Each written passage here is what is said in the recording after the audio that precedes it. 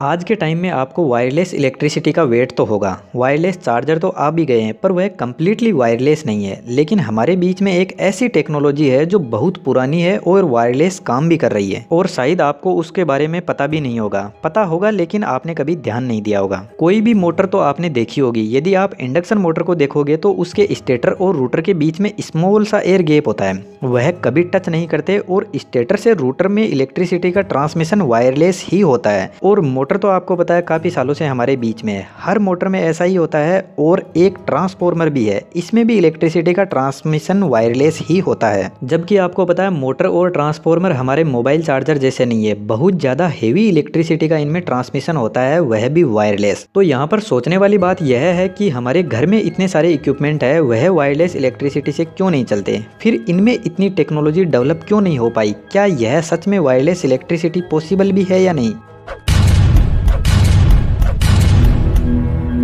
देखिए, wireless electricity possible तो है, पर अभी तक हमारे पास में ऐसी टेक्नोलॉजी नहीं है कि हम लॉन्ग डिस्टेंस पर इलेक्ट्रिसिटी वायरलेस ट्रांसफर कर पाए। अभी भी हमें इलेक्ट्रिसिटी ट्रांसमिशन के लिए वही कन्वेंशनल सिस्टम, बड़ी बड़ी ट्रांसमिशन लाइन लगानी पड़ती है, क्योंकि इकोनॉमिकली अभी तक तो यही बेनिफिशियल है। शॉर्ट डिस्टेंस के लिए वायरलेस इलेक्ट्रिसिटी पॉसिबल भी है और इसके कोई साइड इफेक्ट भी नहीं है। हो सकता है आने वाले कुछ टाइम में हम हमारे घर में एक ऐसी डिवाइस लगा दे जिससे हमारा टीवी, फ्रिज, कूलर यह सब वायरलेस ही चले। हमारे फोन भी हमारे पॉकेट में ही चार्ज हो जाएंगे। इलेक्ट्रिक कारों को चार्ज करने के लिए हमें बस हमारी कार को चार्जिंग स्टेशन पर ले जाकर खड़ा करना होगा और हमारी गाड़ी चार्ज होना शुरू हो जाएगी। लेकिन यह सब एक शॉर्ट डिस्टेंस इलेक्ट्रिसिटी ट्रांसमिशन के एग्जांपल्स हैं। तो थोड़ा सा हम यह देख लेते हैं कि यह लॉन्ग डिस्टेंस पर पॉसिबल क्यों नहीं है। अभी जो भी वायरलेस चार्जर है उनको हम वायरलेस नहीं बोल सकते, क्योंकि फोन को तो हमें चार्जर से टच करना ही पड़ता है, तब जाकर हमारा फोन चार्ज होता है, और वह भी बहुत स्लो, कोई फास्ट चार्जिंग नहीं है उसमें। एक जो सिंपल वायर होता है, जब उससे इलेक्ट्रिसिटी फ्लो होती है तो वह वायर अपने आसपास में एक मैग्नेटिक फील्ड जनरेट करता है। इस चीज को आप आसानी से जो हाई वोल्टेज की लाइन होती है उससे समझ सकते हो। जैसे 400 केवी की लाइन है, तो उस लाइन के पास से आप निकलोगे तो आपको उस लाइन की आवाज साफ साफ सुनाई दे जाएगी। और आपने लोगों को यह बोलते भी सुना होगा कि इस लाइन के पास मत जाओ वरना यह अपनी तरफ खींच लेगी।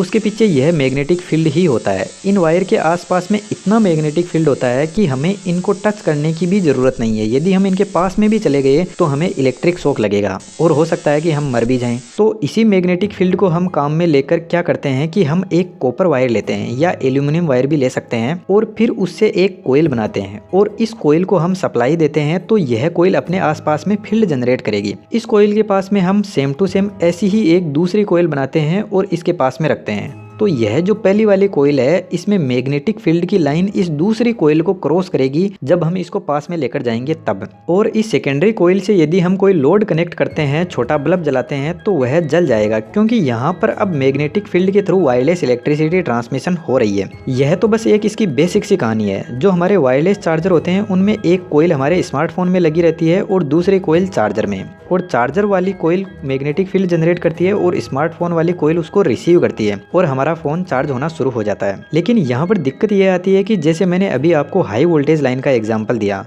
तो यदि हम हाई वोल्टेज पर इलेक्ट्रिसिटी ट्रांसमिशन करेंगे वायरलेस, तो यहाँ पर हमें बहुत ज़्यादा मैग्नेटिक फील्ड जनरेट करना होगा। और यदि इस फील्ड के बीच में यदि कोई पर्सन आ गया तो वह इस मैग्नेटिक फील्ड के शॉक की वजह से मर जाएगा। और पर्सन की बात नहीं है, कोई भी जानवर या लिविंग बॉडी इसके बीच में आ गई तो वह तो वहीं खत्म हो जाएगी। इसलिए यहाँ पर हम रेजोनेंस फ्रीक्वेंसी को काम में लेते हैं। जैसे हमारे ब्लूटूथ वाईफाई में होता है, वैसे हमारे आसपास में आपको पता है बहुत सारी फ्रीक्वेंसी ऑलरेडी पड़ी है। ब्लूटूथ, वाईफाई, हमारे सेल फोन टावर पर हम इन सबसे एकदम सेफ है। और इसी रेजोनेंस फ्रीक्वेंसी पर बेस्ड है टेस्ला कोयल। आपने टेस्ला टावर का नाम तो सुना ही होगा, जिसको महान साइंटिस्ट निकोला टेस्ला ने बनाया था। और उनका यह आइडिया था कि वह पूरी दुनिया में वायरलेस इलेक्ट्रिसिटी सप्लाई करना चाहते थे। और यहाँ तक उन्होंने 19वीं सेंचुरी में वायरलेस बल्ब को भी जलाया था और वायरलेस इलेक्ट्रिसिटी भी ट्रांसफर की थी 30 मीटर की डिस्टेंस तक। लेकिन आपको पता है सक्सेस लोगों को हजम नहीं होती, तो उनके एक्सपेरिमेंट को वहीं पर स्टॉप कर दिया गया। निकोला टेस्ला ने एक बहुत बड़ा टावर बनाया जिसका नाम था वार्डन क्लिफ टावर, जिसको हम प्यार से टेस्ला टावर भी बोलते हैं। देखिए, मैं आपको ज्यादा तो यहाँ पर कंफ्यूज करूंगा नहीं, लेकिन वायरलेस इलेक्ट्रिसिटी कितनी सक्सेसफुल है इसके लिए हमें यह सब जानना भी जरूरी है।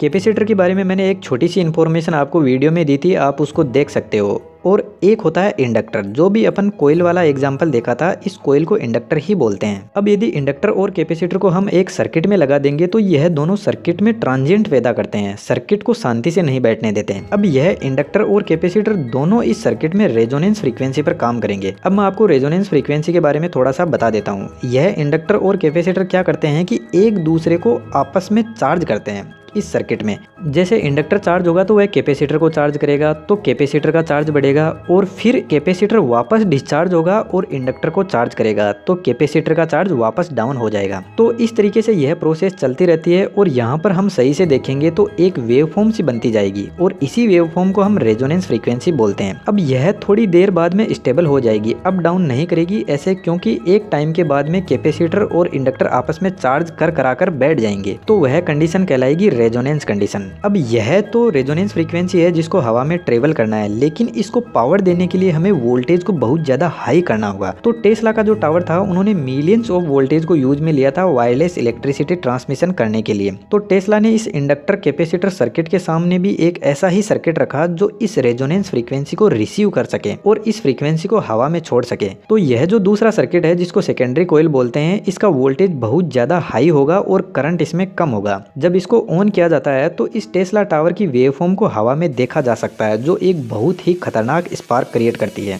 और अपने आसपास में फील्ड जनरेट करती है। अब यदि इस फील्ड के पास में हम कोई बल्ब लेकर जाएंगे तो वह आसानी से जल जाएगा, क्योंकि इस कोयल ने अपने पास में मैग्नेटिक फील्ड को जनरेट करके रखा है और यह फील्ड पूरी हवा में फैला हुआ है, जितनी इसकी रेंज है उतना। तो यदि इस मैग्नेटिक फील्ड के कांटेक्ट में कोई भी इलेक्ट्रॉनिक डिवाइस आती है तो वह काम करना शुरू कर देगी।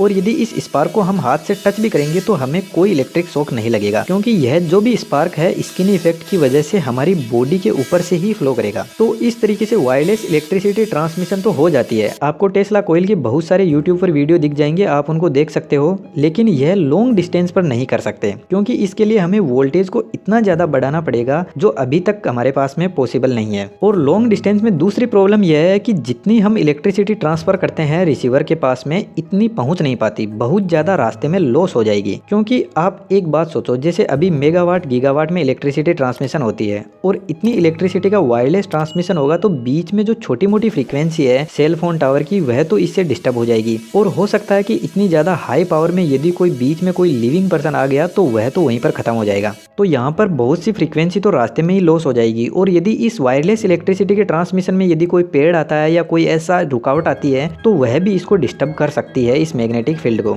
जिससे हमारी इलेक्ट्रिसिटी रास्ते में बहुत सारी लॉस हो जाएगी। और जब यह टेस्ला कोयल ऑन होती है तो यह इतना ज़्यादा स्पार्क क्रिएट करती है कि जब लॉन्ग डिस्टेंस पर इलेक्ट्रिसिटी का ट्रांसमिशन होगा तो आकाश में ऐसा लगेगा जैसे बहुत ज़्यादा बिजली चमक रही है, जो बहुत ज़्यादा खतरनाक भी हो सकती है। लेकिन शॉर्ट डिस्टेंस के लिए यह हेल्पफुल है। ऐसा हो सकता है कि हमारे घर में आने वाले टाइम में वायरलेस सभी इक्विपमेंट चलने लग जाए, क्योंकि शॉर्ट डिस्टेंस पर इसका कोई साइड इफेक्ट भी नहीं है। और ऐसा होगा ही कि आने वाले टाइम में शॉर्ट डिस्टेंस पर हम वायरलेस इलेक्ट्रिसिटी ट्रांसमिशन कर पाएंगे। तो मेरे हिसाब से आपको वायरलेस इलेक्ट्रिसिटी का कंसेप्ट भी समझ में आया होगा और इसकी प्रॉब्लम्स भी। तो वीडियो अच्छा लगता है तो चैनल को सब्सक्राइब कर सकते हो, चैनल पर विजिट कर सकते हो, जहाँ पर आपको ऐसे ही और वीडियो देखने को मिल जाएंगे। Thank you.